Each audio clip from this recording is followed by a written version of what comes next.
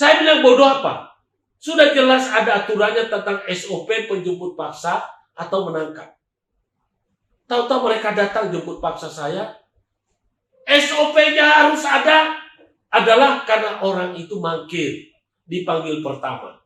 Saya tidak mangkir. Dipanggil pertama, kita sudah mau lakukan alasan. Ya. Kemudian dia bilang kirim kedua panggilan. Tidak ada panggilan yang kita terima kedua. Dia bohong. Tapi atasannya lindungi. Omongannya apa? Saking bodohnya. Bodohnya ini si AKP ini. Ya. Saya juga nggak tahu bagaimana cara dia bisa dapatkan pangkat yang goblok begitu. Mana ada penangkapan atas rekom dari Kompolnas sama Propam. Propam itu kan polisinya polisi. Kok bisa dia harus merekomendasikan tangkap masyarakat? Yang boleh ditangkap oleh Propam adalah polisi. Nah, itu goblok yang pertama. Goblok yang kedua, dia mengatakan bahwa rekomendasi dari Kompolnas. Kompolnas itu Komisi Kepolisian Nasional. Artinya kode etik ataupun pengawas kepolisian itu adalah Kompolnas. Itu adalah wakil masyarakat. Bagaimana mungkin wakil masyarakat memerintahkan untuk menangkap masyarakat? Ini bodohnya. Tapi saya sudah melapor ke Propam. Sampai sekarang orang itu udah tahu. Udah dihukum atau belum? Inilah bahayanya di negara kita. Kalau masyarakat biasa melanggar, sedikit saja pelanggarannya, hukumnya bertahun-tahun. Bisa jadi 20 tahun. Tapi kalau aparatur negara yang digaji negara pakai uang rakyat, ya, coba. Dia salah paling dia cuma dikasih sanksi kode etik. Inilah kepada para pembuat undang-undang, tolong. Jangan terlalu cepat-cepat merubah itu namanya, KUHP ataupun apa. Anda nggak ngerti sendiri, Anda nggak ngerti kejadiannya. Belajar, tanya sama saya. Ya, saya bisa memberikan masukan kepada bapak-bapak, terutama Pak Mahfud MD. Ya, kalau ada revisi undang-undang tentang KUHP ataupun KUHP, tanyalah sama saya. Saya ini pelaku yang ngerti. Ya, saya ini kebetulan sudah pernah dijadikan terdakwa. Ya, saya menjadi pelapor juga sudah pernah. Dan dikriminalisasi sudah pernah. Saya tahu ya kelakuannya para penyidik. Jadi tolong ya. Kemudian coba bayangkan ya. Saya ini dijemput paksa dengan begitu heboh.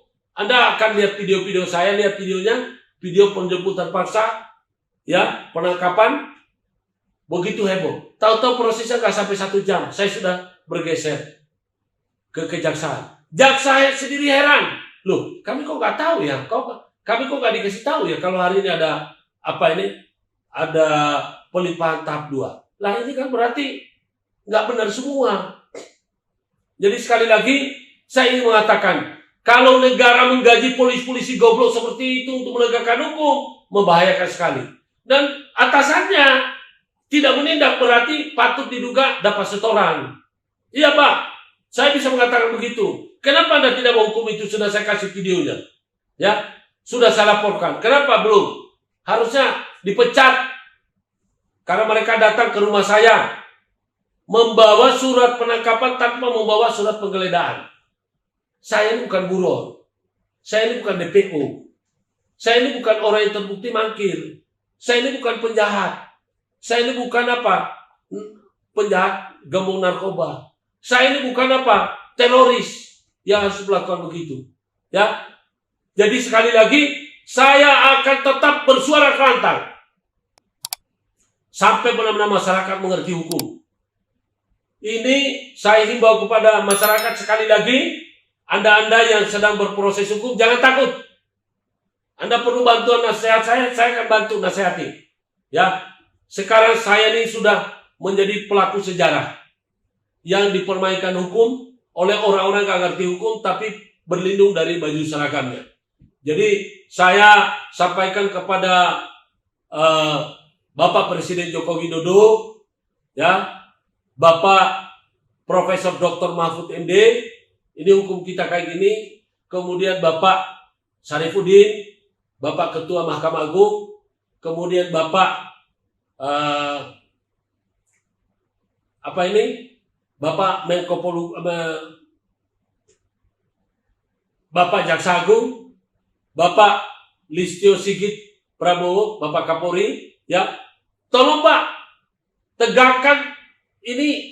Kalau Bapak mau menegakkan disiplin anak buahnya, tegakkannya apa? Jangan kasih setengah-setengah Pak. Begitu mereka ada laporan, tidak usah tunggu proses, langsung mereka di non job. Ya, jadi jangan Pak, karena kebanyakan sekarang ini terlalu banyak setoran. Ya, banyak setoran, banyak kan Bapak sudah bilang nggak boleh ada budaya setoran. Nah ini karena setoran makanya orang-orang di bawah menyimpang, mereka itu tidak bisa ini, nggak ada yang takut, nggak ada yang bercerah.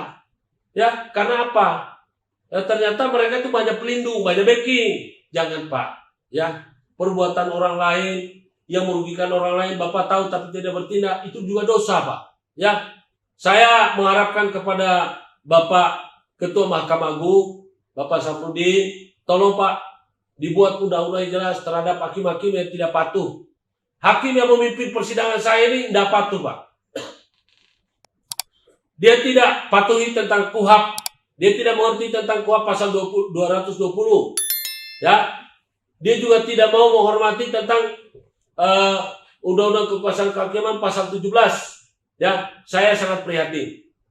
Kemudian saya juga prihatin, ya, bahwa hakim ini tidak tahu tentang kode etik Pak.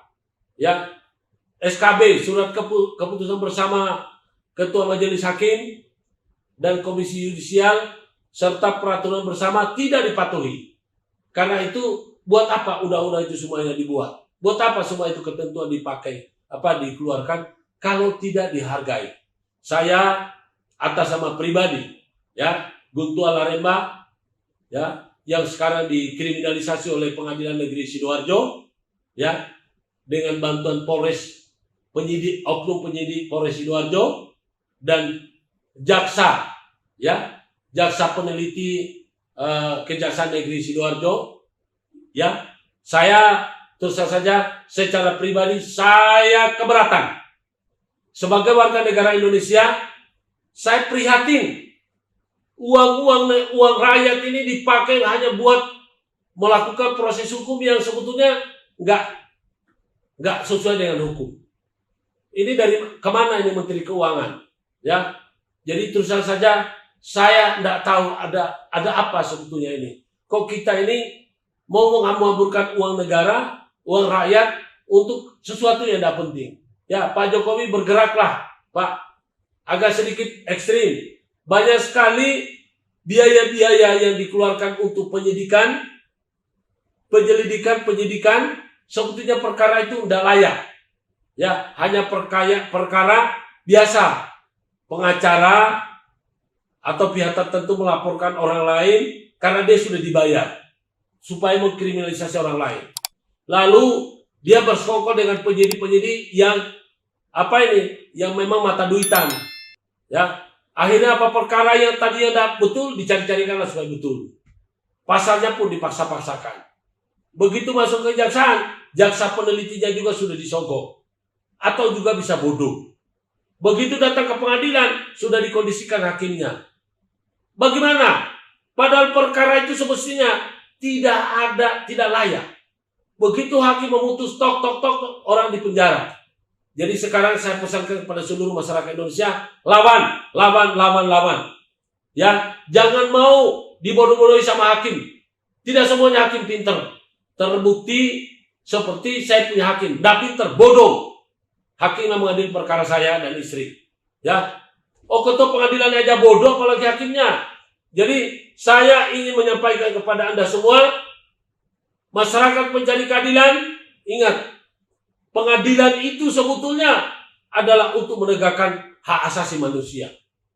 Ya, untuk menegakkan hukum dan keadilan berdasarkan hak asasi manusia. Hak asasi manusia siapa? Hak asasi manusia terdakwa. Itu dalam perkara pidana. Ya. Jadi di sana itu bagi terdakwa harus berjuang keras, lawan. Ingat, pengadilan itu adalah ruang Anda untuk membuktikan Anda tidak bersalah.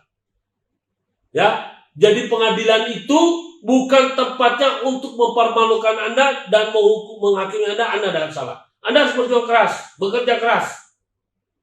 Saya dukung. yang namanya Habib Rizik yang sedang berjuang keras. Saya dukung.